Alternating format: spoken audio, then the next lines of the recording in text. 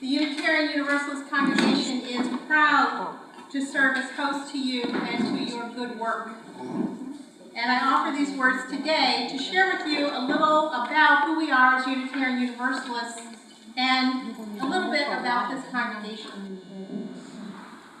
As he lay dying, the Buddha, the Enlightened One, told his followers, "Be a light. Be a light." What does that mean? How can any one person be a light? Now, I don't think that that means being a Pollyanna. I don't think that it can mean ignoring the dramatic mess that the world is at this moment in. But I don't think that we're allowed to give in to absolute despair. We are not allowed to give up or to give in, because we're alive. And living is about not giving up and not giving in. It's about embracing the possibility that life gives you. Let's remember that the world has always been a place short of Eden. The paradise that is this planet is not a paradise without complexity or confusion or evil. Many of us in this room, in Manhasset, on Long Island, in New York, in the United States of America, are privileged to believe that we're supposed to live a life of peace and prosperity. We are privileged to believe that we are entitled to live our lives, to go to the mall, to the movie, to the supermarket without bombs going off. We are privileged to walk the streets, to have freedom of movement, not to wear a badge or carry identification that tells authorities about who we are, what our nationality is, what our religion is. But it is a fact that so many people in the world do not have this privilege. So many people in this country, actually, no longer have this privilege. As people of faith, people of faithfulness, we are asked to be aware and sensitive to the struggling of others, to move outside of ourselves and enlarge our circle of concern. The door to this congregation is open so that others are invited to come in, and thereby we can include an ever wider range of people in this community. We can have an ever deeper understanding of who we include, who we call our neighbor and our friend. More and more, wider and wider, deeper and deeper are our connections built. We might begin with just enough care, a small amount of care for one other person outside of ourselves.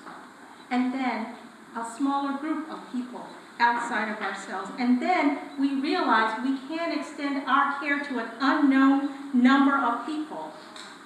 There is no scarcity of concern. Be a light. Stand in the darkness and make a way forward. The darkness can be a place of nurture and preparation for the next step. While we cannot grow in darkness, we can build a bridge of hope while we wait. I'm sure that most of you have heard this quote from Mr. Rogers. When I was a boy, he said, and I would see scary things in the news, my mother would say to me, "Look for the helpers. You will always find people who are helping." So yes, now, like yesterday and maybe tomorrow, we will encounter another terrible and unexplainable moment of violence. And while it is going to fill us with fear, what are we going to do to go forward? How will we move forward in this world gone mad? We can look for the helpers, as Mr. Rogers' mother asked him to do. We can look for the helpers. They can show us the way. Marguerite Pohick is one example from our Unitarian Universalist faith. One example from this very congregation.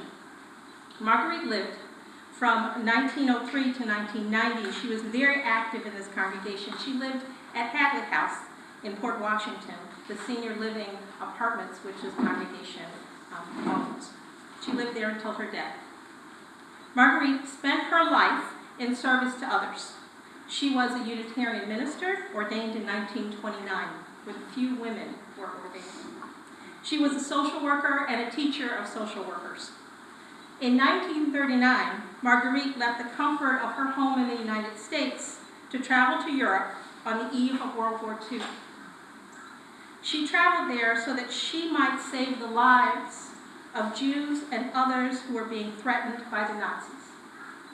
She worked in Vienna with the Society of Friends, the Quakers, to get documents to enable refugees to stay ahead of deportation to concentration camps, where they would face certain death. She faced constant monitoring by the Nazi officials as she did this life-saving work. In her eulogy, these words were said of Marguerite. In 1939, just a few months before the war in Europe was about to begin, Marguerite accepted a special assignment in Austria, helping to make it possible for adults, and especially for children, to escape the clutches of Nazi Germany. In the early years of the war, she moved to New York City, where she was employed by the Community Social Service Organization, but she was restless. As the cause of the Allies began to prevail, she went to Europe with the Red Cross. From there, at the end of the war, responding to a special request of the Austrian government, she returned to Vienna, first to help in the resettlement of Jewish refugees, and then under the United Nations auspices to restore the professional practice of social work in Europe. At the memorial to Marguerite, there were mementos in our social hall, pictures and poems in several languages from displaced persons from concentration camps in Poland and Russia who were quartered under Marguerite's care. There on a table were also a book of reports dedicated to Marguerite, which tell of the ways in which social workers in 13 countries in Europe have been enabled by Marguerite to reestablish the profession and practice of social work. Marguerite's example is to be a light by being a doer, moving toward the need, even when it means moving away from your own place of safety and comfort.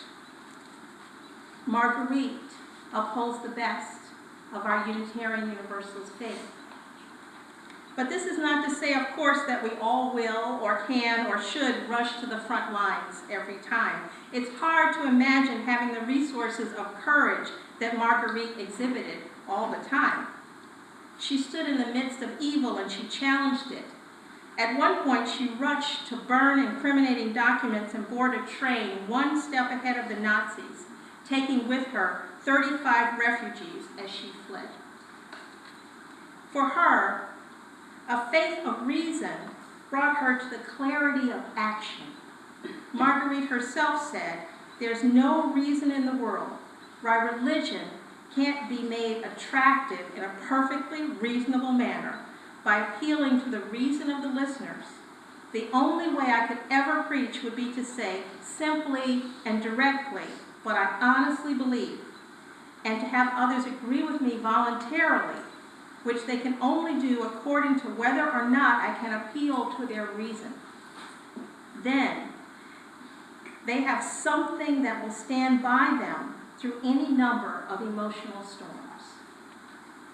Yes, we each will have our own moments, our own times when light is needed, when our faith, our belief, our conscience must help us through any number of emotional storms. It might be when we care for children or elders, when we care for those in our family, in our community, when we stand against injustice, when we refuse to demonize our neighbors who are of other faiths or other races or other sexual orientations, while we stand with our friends and neighbors as Marguerite did. We can save the world as Marguerite did through our actions. through our compassion, through our care, through our love, through our helping hand. There's a quote from the legendary human rights activist and singer Paul Robeson. He says, "Sorrow will one day turn to joy. All that breaks the heart and oppresses the soul will one day give place to peace and understanding, and everyone will be free." When I experience days when there's another mass shooting, like the shooting at Parkland High School, when I experience that kind of violence while children are just trying to live an ordinary day, just trying to go to school and be with their friends.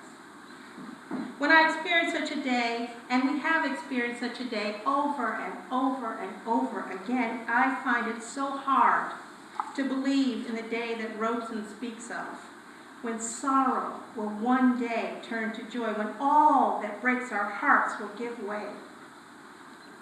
It's hard to believe in this future. But look at those helpers who are trying to bring it into being. People like Marguerite Popic, people like you, people who know how to be a light. May we all learn to be a light.